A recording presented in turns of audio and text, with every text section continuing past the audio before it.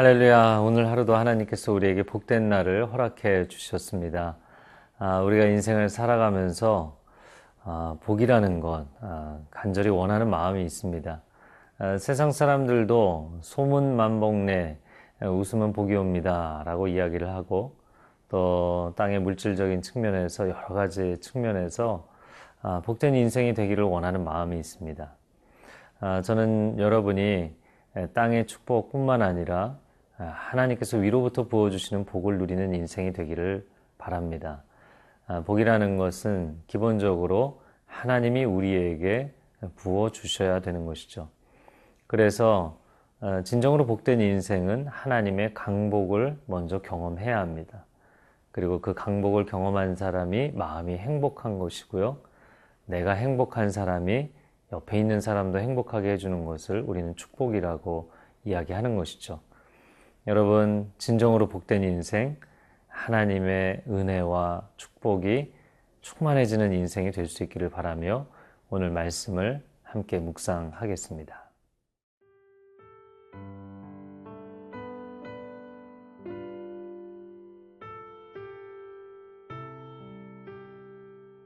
시편 32편 1절에서 11절 말씀입니다. 허물의 사함을 받고 자신의 죄가 가려진 자는 복이 있도다. 마음에 간사함이 없고 여호와께 정죄를 당하지 아니하는 자는 복이 있도다. 내가 입을 열지 아니할 때에 종일 신음함으로 내 뼈가 쇠하였도다. 주의 손이 주야로 나를 누르시오니 내 진액이 빠져서 여름 가뭄의 마름같이 되었나이다. 셀라. 내가 이르기를 내 허물을 여호와께 자복하리라 하고 주께 내 죄를 아뢰고 내 죄악을 숨기지 아니하였더니 곧 주께서 내 죄악을 사하셨나이다. 셀라. 이로 말미암아 모든 경건한 자는 주를 만날 기회를 얻어서 주께 기도할지라. 진실로 홍수가 범람할지라도 그에게 미치지 못하리이다. 주는 나의 은신처이오니 환난에서 나를 보호하시고 구원의 노래로 나를 두루시리이다. 셀라. 내가 내 갈 길을 가르쳐 보이고 너를 주목하여 훈계하리로다. 너희는 무지한 말이나 노새같이 되지 말지어다. 그것들은 재갈과 굴레로 단속하지 아니하면 너희에게 가까이 가지 아니하리로다. 악인에게는 많은 슬픔이 있으나 여호와를 신뢰하는 자에게는 인자하심이 두루리로다. 너희 의인들아, 여호와를 기뻐하며 즐거워할지어다. 마음이 정직한 너희들아, 다 즐거이 외칠지어다. 오늘 본문의 첫 번째 부분입니다. 시편 32편 1절부터 6절까지의 내용을 보겠습니다. 먼저 1절 말씀에 허물의 사함을 받고 자신의 죄가 가려진 자는 복이 있도다. 오늘 시편 32편은 다윗의 시편이고 다윗의 마스길이다 이렇게 되어 있는데, 이 마스길이라고 표제어가 붙어있는 시편들을 다 모아보니까 교훈시에 해당된다라고 추정을 하고 있습니다. 먼저 1절 말씀에 복의 선언을 했습니다. 허물의 사함을 받고 자신의 죄가 가려진 사람이 복이 있다. 행위 완벽한 사람이 복이 있다고 얘기하지 않았고, 그의 부족한 점을 하나님이 가려주신 사람, 그 사람에게 복이 있다라는 것이죠. 여러분, 세상에 완벽한 사람은 존재하지 않습니다. 또 완벽이라는 것 자체가 세상에는, 상대적 세상, 유한한 세상에는 존재하지 않습니다. 부족함이 반드시 드러나게 되어 있죠. 그런데 부족한 부분이 너무 많이 노출되고 오히려 확대되어서 자신의 인생을 무너뜨리는 사람이 있고, 그 연약하고 부족한 부분이 하나님의 은혜로 덮여지는 사람이 있는 것이죠. 그래서 작은 부족함이 균열이 돼서 자신의 인생을 무너뜨리는 사람이 있는가 하면 하나님 저는 부족한 사람입니다. 하나님 저는 흠이 많고 죄가 많습니다. 이것을 하나님 앞에 인정하며 나아갈 때 하나님이 아낌없이 그분의 은혜로 덮어주셔서 나의 부족함이 세상에 드러나는 것이 아니라 오히려 그것은 가려주시고 나의 장점과 나의 선함과 나의 재능으로 그렇게 인생의 길을 열어갈 수 있도록 열어주시는 삶이 있다는 것입니다. 자, 2절 말씀에 마음에 간사함이 없고 여호와께 정죄를 당하지 아니하는 자는 복이 있도다. 다윗은 하나님이 심판주이신 것을 이미 너무나 잘 알고 있는 것이죠. 하나님은 의의 기준, 공의와 정의를 갖고 계신 분이기 때문에 그분이 나를 정죄하시면 사실 나의 모든 밑바닥이 드러나게 되어 있습니다. 그런데 그분이 나를 정죄하지 아니하시고 그분의 의의 기준 앞에 서 있는 내가 하나님 앞에 스스로 엎드려 나아가기를 원하시는 좋으신 하나님이신 줄로 믿습니다. 자, 그런 하나님 앞에 서서 내가 죄인이라고 정죄받지 않는 사람이 복이 있다라고 1절과 2절에 고백을 했습니다. 그러면 내가 먼저 하나님 앞에 나아가는 것이 좋고 선한 길이죠.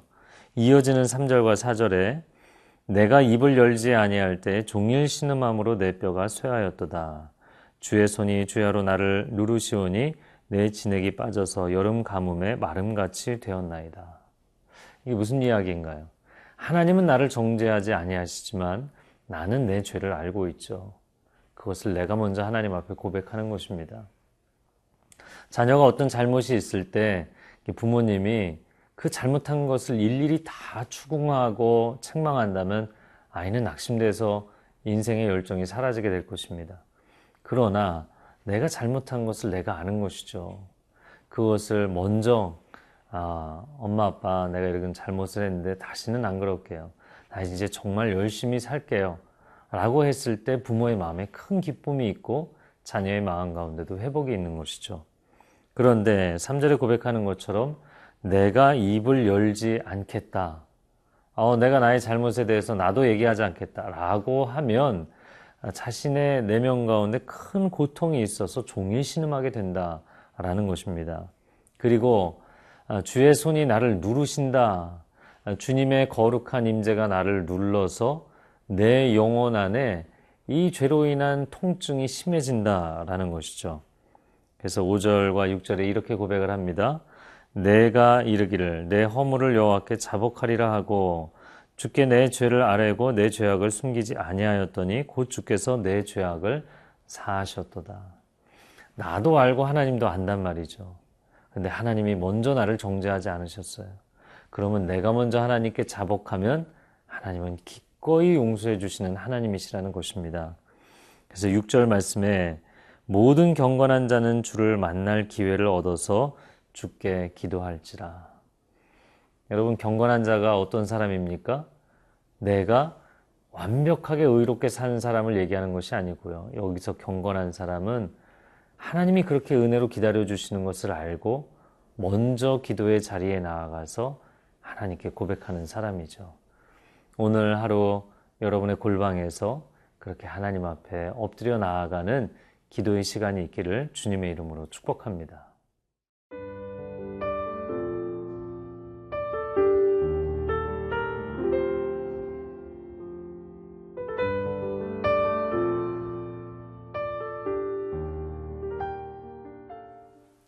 오늘 본문의 두 번째 부분입니다. 7절에서 11절을 보겠습니다.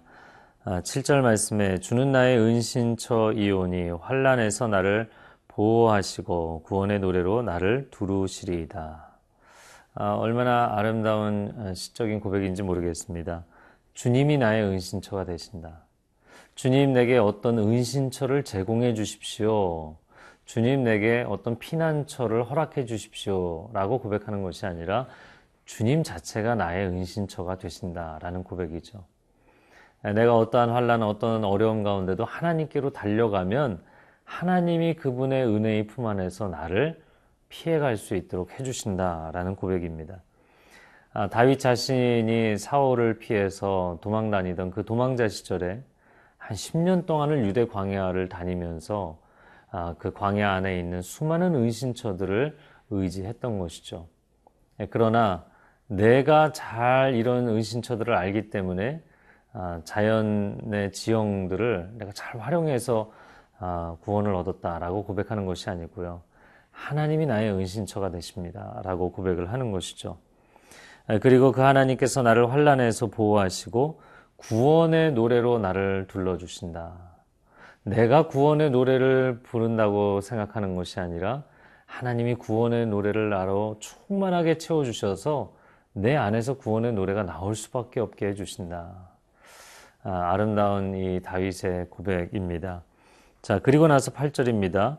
내가 내 갈 길을 가르쳐 보이고 너를 주목하여 훈계하리로다.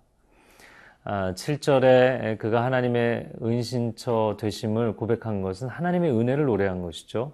그런데 8절 말씀에는 하나님의 길을 내게 가르쳐 보여주십시오. 하나님께서 다윗에게 이제는 내가 너에게 내 길을 가르쳐 주겠다 말씀하시는 내용입니다. 이 다윗의 시편에 가장 많이 나오는 패턴 중에 하나인데요. 은혜와 진리가 함께 가는 것이죠. 여러분의 삶에도 은혜와 진리가 함께 가기를 바랍니다. 어떤 사람은 하나님께 은혜만을 구합니다. 하나님, 제게 은혜를 베풀어 주세요. 저를 도와주세요. 저를 구원해 주세요. 물론 당연히 필요한 것이고 하나님도 응답하시죠. 그러나 그렇게 은혜만 받고 진리의 길을 따라가지 않으면 다시 삶이 어그러지고 고난 가운데 빠지게 됩니다. 그러면 악순환이 반복이 되는 것이죠. 그리고 또 하나님께 부르짖으면 하나님이 도와주시고 도움받고 인생이 편안해지면 다시 잘못된 길로 들어서고 이 악순환이 사사기의 패턴인 것이죠. 그런데 다윗은 언제나 하나님의 은혜만 구하는 것이 아니라 하나님의 진리의 길을 따라가겠다고 고백합니다. 하나님, 내가 스윗하게 달콤하게 하나님께 은혜만 구하는 것이 아니라 바른 길을 가기 원합니다. 이 고백을 하는 다윗을 하나님 얼마나 기뻐하실까요? 부모님께 내가 부모님 말씀에는 평소에는 순종하지 않으면서 내가 용돈 필요할 때만 은혜를 베풀어 달라고 하고 내가 어떤 중요한 내가 하고 싶은 것에 허락해 달라고 은혜를 베풀어 달라고 하고 인생이 은혜 사이드에만 기울면 인생의 중심이 무너지죠. 또 정반대로 은혜는 없고 진리 쪽으로만 기울어도 인생이 무너집니다. 정확하게 율법적인 잣대로 그러면 율법주의에 또 빠지게 되는 것이죠. 여러분, 다윗이 오늘 하나님의 은혜를 찬양할 뿐만 아니라 하나님의 진리로 나를 가르쳐 주소서. 이 고백이 참 귀한 고백입니다. 저와 여러분의 삶 가운데 이렇게 은혜와 진리가 충만하기를 바랍니다. 9절 말씀에 너희는 무지한 말이나 노새같이 되지 말지어다. 그것들은 제갈과 굴레로 단속하지 아니하면 너희에게 가까이 가지 아니하리로다. 그러나 10절 하반절에 여호와를 신뢰하는 자에게는 인자하심이 두루리로다. 할렐루야. 여러분, 오늘 아주 재밌는 비유가 나왔죠. 노새와 같이, 말과 같이 어리석게 주인이 억어하지 않으면, 주인이 통제하지 않으면 자기 멋대로 하는 그런 삶을 살지 말라는 것이죠. 주인이 내게 다가와서 굴레를 씌우기 전에 내가 먼저 주인에게 다가가는 삶. 하나님이 내게 먼저 다가오셔서 요구하시기 전에 내가 먼저 하나님께 다가가서 기꺼이 순종하는 삶을 살면 그 사람의 인생을 하나님이 인자하심으로 둘러주실 것입니다. 오늘 이 복된 삶이 저와 여러분의 삶이 되기를 주님의 이름으로 축복합니다.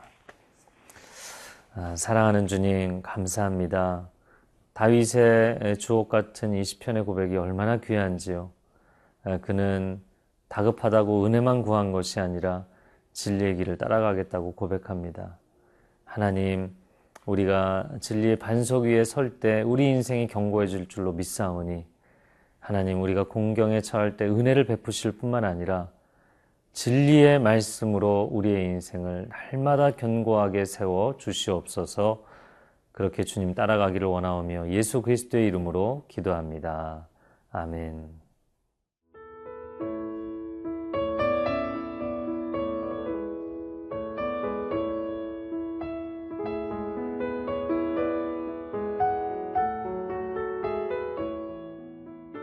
이 프로그램은 시청자 여러분의 소중한 후원으로 제작됩니다.